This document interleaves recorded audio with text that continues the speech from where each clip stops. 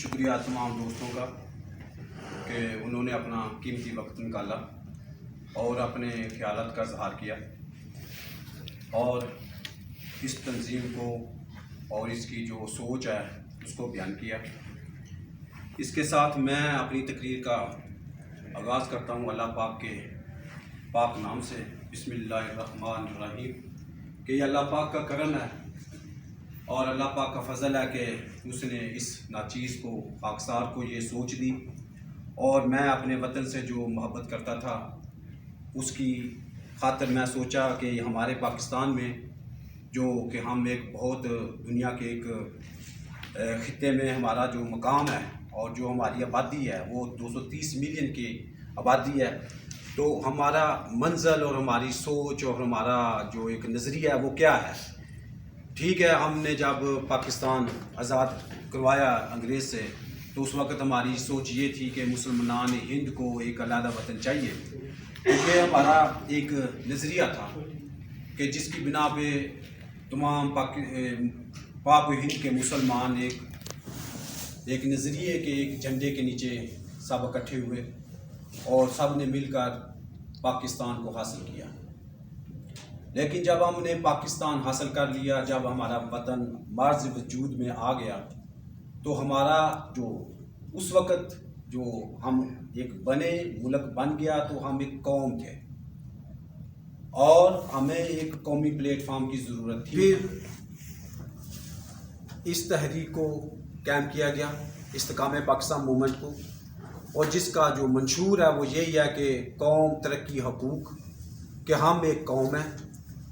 اور ترقی کرنا ہمارا مقصد ہے اور پاکستان کے تمام شہری حقوق میں برابر ہے۔ تو یہ تنظیم جو اس وقت پاکستان کے لیے بنائی گئی ہے، ہم دوسری جو ہماری تنظیمیں جو پاکستان میں کام کر رہی ہیں، یہ سب پارٹیز، ان کا میں کسی کے خلاف بات نہیں کرنا چاہتا، لیکن جو حقیقت ہے میں اپنے دوستوں کو، اپنی تنظیم کے ممبروں کو یہ بتانا چاہتا ہوں کہ ان تمام پارٹیز کا کوئی منشور نہیں ہے، یعنی کہ ملک قرضوں کے نیچے آ رہا ہے۔ 50,000 ارب روپے کے قرضہ جات پاکستان نے اٹھا لیے ہیں، لیکن یہ تنظیمیں کیا کر رہی ہیں پاکستان میں؟ کیا ان کا یہ منشور ہے کہ یہ پاکستان کے تمام لوگوں کو قومی پلیٹ فارم دے رہی ہیں پارلیمنٹ میں؟ یہ سب تنظیموں کا منشور یہ ہے، ان کا مقصد یہ ہے کہ پاکستان کے جو لوگ جو مختلف مذاہب میں ہیں، جو مختلف رنگ نسل کے لوگ ہیں، جو مختلف زبانیں بولنے والے ہیں، جو مختلف کلچرز رکھتے ہیں، ہم نے ان کو قومی پلیٹ فارم میں نہیں لے کے آنا۔ اور دوسرا، یہ سب کا پارٹیز کا یہ منشور ہے کہ یہ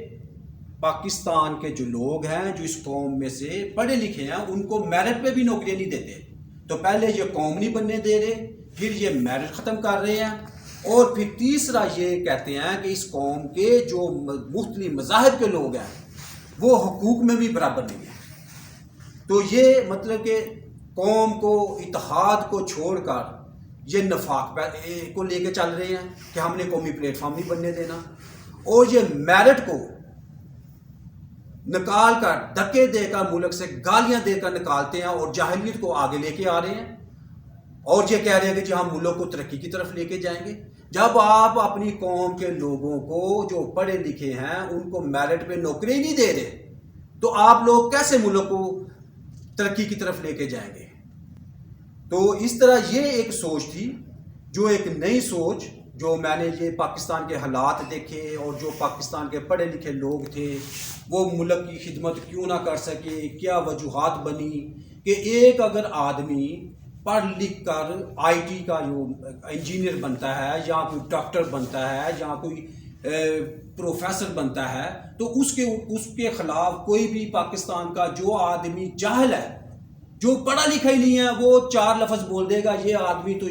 یہ تو پاکستان کا ہے، لیکن یہ تو اس کا فرقہ یہ ہے، اس کا مذہب یہ ہے، یہ ملک کی خدمت نہیں کرے گا۔ بھائی ملک کی خدمت کیوں نہیں کرے گا؟ وہ اس ان پڑھ اور جاہل آدمی کی باتوں کو ویلیو دیتے ہیں اور پڑھے لکھے کو وہاں سے کک آؤٹ کرتا ہے۔ ایسے پاکستان ترقی نہیں کر سکتا۔ یہ ایک سوچ ہے جو تقسیم کی سوچ ہے کہ جب پاکستان 230 ملین کا ملک ہے، وہاں سے اگر ایک ایک انسان، ایک پاکستانی، ایک محب وطن پاکستانی یا اس کا بچہ وہاں سے کامیاب ہوتا ہے، وہ انٹیلیجنٹ ہے، وہ پاکستان کی خدمت کرنا چاہتا ہے، وہ اپنے ملک کی خدمت کرنا چاہتا ہے، تو پھر آپ لوگ کون ہوتے ہیں کہ اس کو خدمت نہیں کرنے دے رہے؟ وہ اپنی پڑھ لکھ کے اپنے وطن کے لیے خدمت کرنا چاہتا ہے، کام کرنا چاہتا ہے، تو ہمیں میرٹ کی جو ہے اس کو آگے لے کے آنا ہے۔ اگر آپ نے ملک کو ترقی کی طرف لے کے جانا ہے تو آپ کو پاکستان میں ایک قومی پلیٹ فارم تشکیل دینا پڑے گا، ایک گرینڈ نیشنل قومی پلیٹ فارم، جس میں تمام صوبوں کے جو بلوچستان، سندھ، پنجاب، گلگت بلتستان، کشمیر، ان سب کو، سندھ کے لوگوں کو ایک قومی پلیٹ فارم میں لے کے آ کر قومی پلیٹ فارم کے اوپر قانون سازی کرنی پڑے گی کہ اس قوم میں تمام شہری، اس ملک میں تمام شہری امن کے ساتھ، پیار کے ساتھ، محبت کے ساتھ رہیں، اور جو لوگ ان میں نفرت پھیلاتے ہیں، جو ان میں تقسیم ڈالتے ہیں، ان لوگوں کو کے لیے قانون سازی کی جائے تاکہ وہ پاکستان کی قوم کو تفریق نہ کریں۔ اس طرح جمہوری نظام کا بھی انہوں نے خاتمہ کیا ہوا ہے۔ جمہوریت کہتی ہے کہ گورنمنٹ فار دی پیپل۔ اب پیپل کے لوگ میں تو اس ملک کی عوام ہے کہ جو یہ حکومت بنائیں گے۔ وہاں پہ یہ نہیں کہا گیا کہ government from the Muslim for the Muslim, نہیں، پیپل کا لفظ ہے، اور پیپل میں اس ملک میں مختلف مذاہب کے لوگ ہیں۔ یہ حقیقت ہے کہ ہمیں اپنے لوگوں کو ایک لائن میں کھڑا کر کے ان سے جو بھی پارٹی جیتتی ہے وہ اپنی حکومت بنائے، لیکن یہ اپنے دو قوانین لے کے چلتے ہیں۔ ہر آدمی نے دو قوانین بنائے ہوئے ہیں اور دوسروں پہ تنقید کرنا ان کا مقصد ہے۔ ہم اپنے لوگوں کو مذہب کی بنا پر بھی ہم نے اپنی قوم کو تقسیم کر دیا ہوا ہے کہ یہ بھی ایک ایسی بات ہے کہ اکثریت اور اقلیت۔ بھائی جب پاکستان کے تمام لوگ ہیں، پاکستان میں مختلف مذاہب کے لوگ ہیں، جب پاکستان ترقی کرے گا تو وہاں پہ جو میجورٹی ہے لوگوں کی اس کو ہی فائدہ ہوگا۔ اس لیے ہم نے اپنی اکثریت کو بچانے کے لیے یہ اکثریت اور اقلیت کا لفظ جو ہے اس کو درمیان میں سے نکالنا ہوگا تاکہ ہم سب اکٹھے مل کر ایک حکومت بنائیں، اور اس کے فائدے سے ہم اپنے جو پاکستان کی آبادی ہے جو اکثریت میں ہے سارا فائدہ اس کو ہوگا، لیکن ہمیں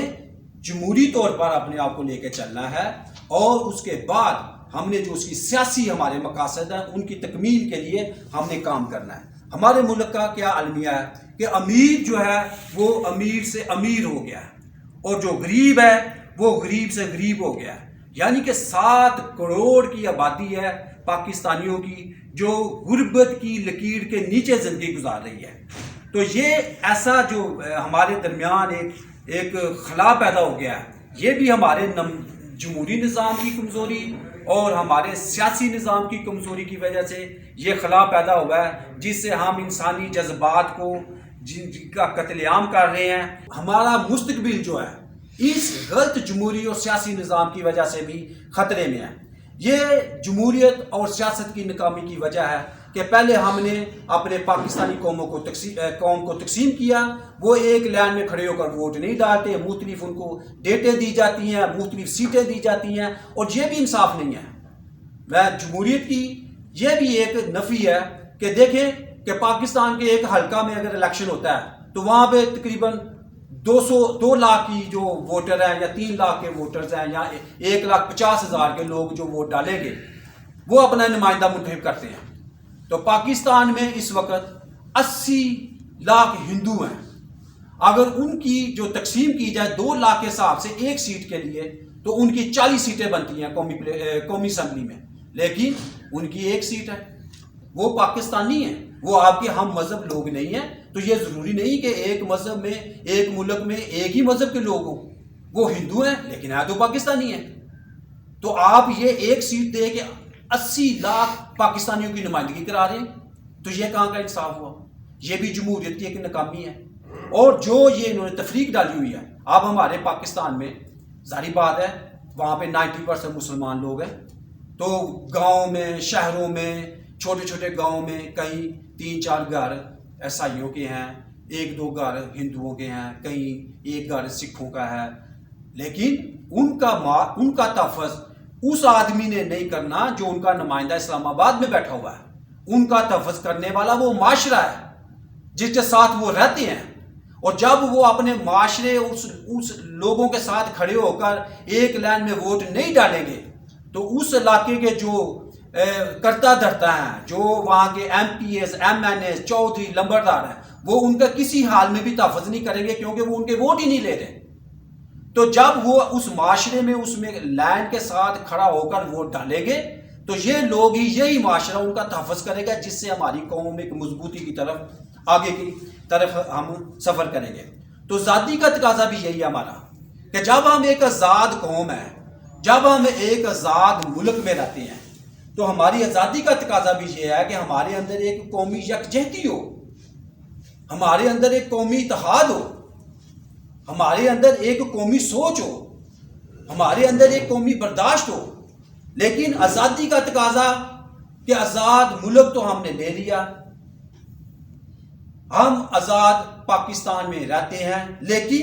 وہاں پہ ہماری قومی سوچ ہی نہیں ہے۔ ہماری سوچ وہی ہے جو ہم نے غلامی میں ایک نظریہ بنایا تھا کہ مسلمان ہند کو علیحدہ وطن چاہیے۔ منزل کی سوچ ہے، وہاں پہ قوم ہے، تو کہاں قومی پلیٹ فارم بنا پاکستان میں؟ جنگ میں، یا 1980 اور 85 کی دہائی میں شیعہ سنی کی وہ خانہ جنگی میں اتنے وہاں میں میں نے ایک ملک میں جب ایک جوان بچہ 30 سال کا 35 سال کا اس کو اس کے عقیدے کی وجہ سے گولی مار کر شہید کر دیا جائے۔ گولیاں تو سرحدوں کے اوپر کھانی پڑتی ہیں، جنگوں میں کھانی پڑتی ہیں، ملک کو بچانے کے لیے کھانی پڑتی ہیں۔ اور جب وہ اپنے ملک میں کاروبار بزنس کرے گا تو پاکستانی وہاں پہ کام کریں گے اور ان کی غربت کا خاتمہ ہوگا۔